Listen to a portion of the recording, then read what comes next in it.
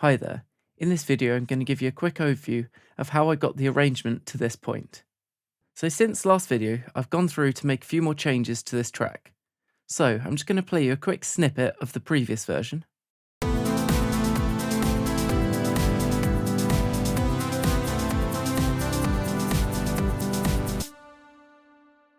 And now I'm going to open the newer version, which is this mix one, and play the same section of the song.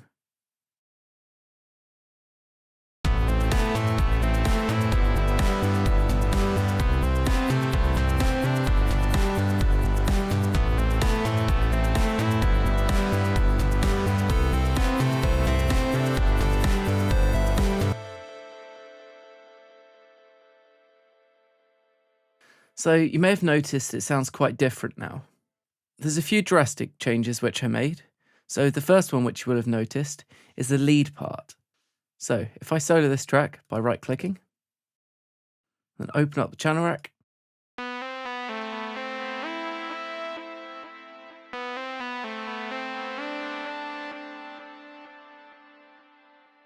I've changed the lead instrument so it is now longer the flex synth. So what I did is I use this mini synth. So to get this sound, I changed the waveform to the bell type. So if you listen to the default oscillator waveform, it's this saw.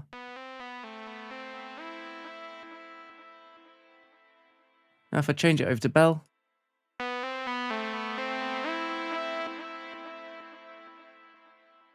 so first of all, I changed the waveform of this oscillator and chose bell.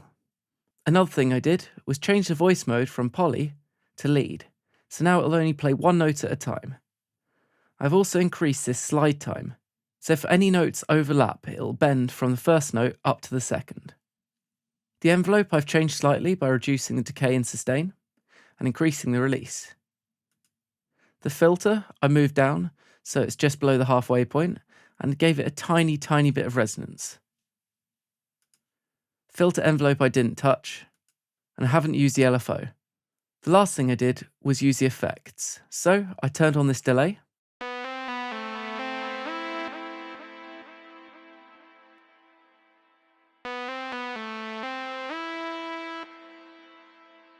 So there is still a lot of reverb on there, but this delay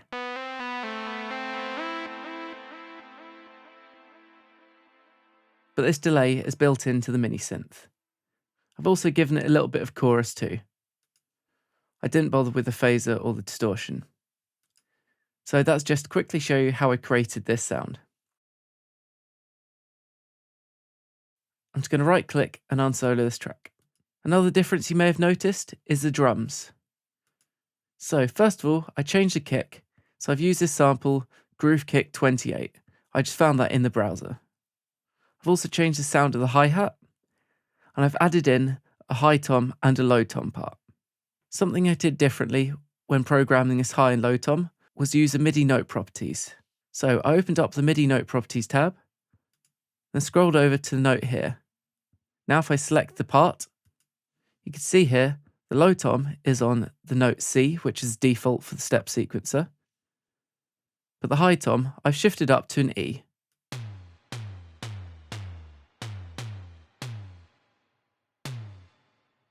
So if you're ever programming in a beat and you don't want to do it within the piano roll, you can simply open up this note properties folder and then go from velocity over to note. This pattern is also 4 bars long. As we can see here, it's 64 steps. The toms are here on track 2.